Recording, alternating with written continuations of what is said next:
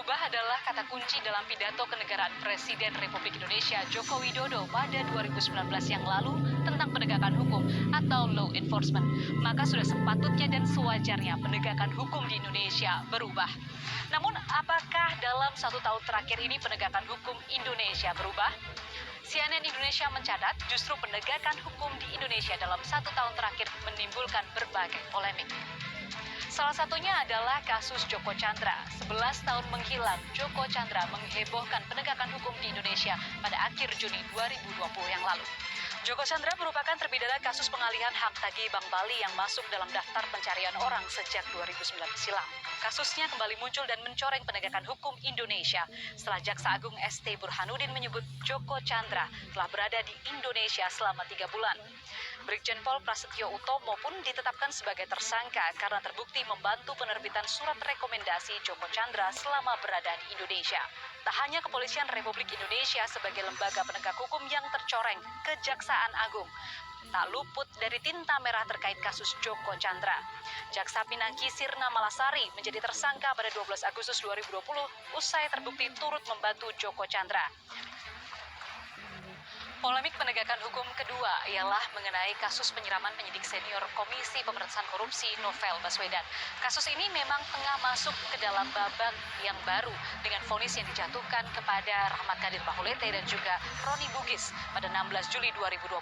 Meski telah dijatuhi vonis, namun dalam proses persidangannya, Indonesian Corruption Watch menilai ada sejumlah kejanggalan.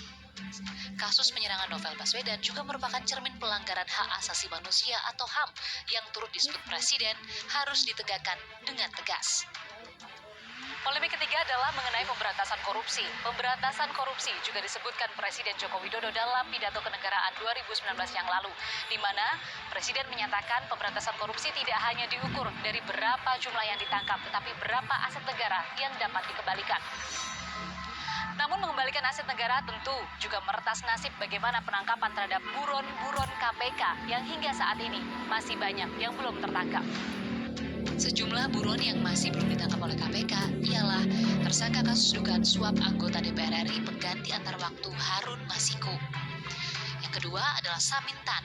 Ia terlibat dalam pemberian suap pada anggota DPR RI fraksi Golkar Edi Saragih terkait pengurusan terminasi kontrak perjanjian karya pengusahaan pertambangan batubara. Buron ketiga ialah Samsul dan juga Icih Nursalim merupakan DPO kasus bantuan likuiditas Bank Indonesia atau BLBI. Tersangka berikutnya ialah kasus dugaan korupsi pelaksanaan proyek pembangunan dermaga Sabang tahun 2006-2011, Izil Ashar alias Ayah Merin.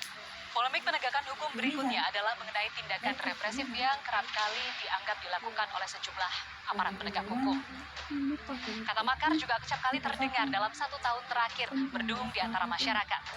Komisi untuk Orang Hilang dan Korban Tindak Kekerasan atau Kontras menyebut penangkapan aktivis seperti Raffio Patra beberapa waktu lalu dan juga Jering SID menjadi langkah mundur demokrasi.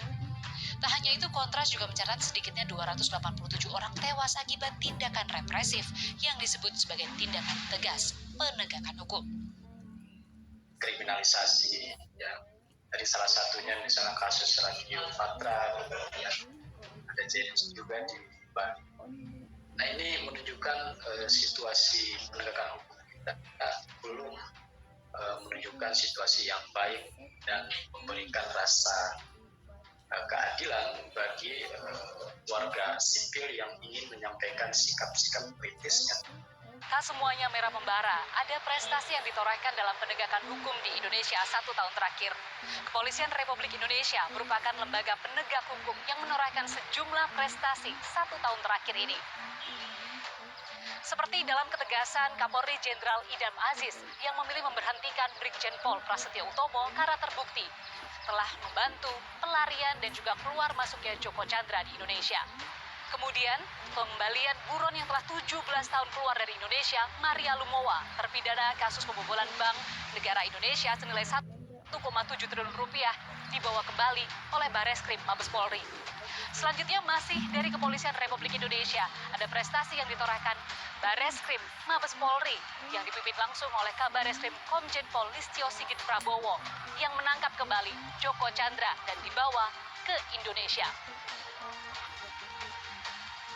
Tak hanya Kepolisian Republik Indonesia, namun Kejaksaan Agung juga menorehkan prestasi dengan kembali membuka kasus Jiwasraya. Melakukan penegakan hukum memang tak semudah membalikkan telapak tangan, apalagi di era pandemi seperti saat ini.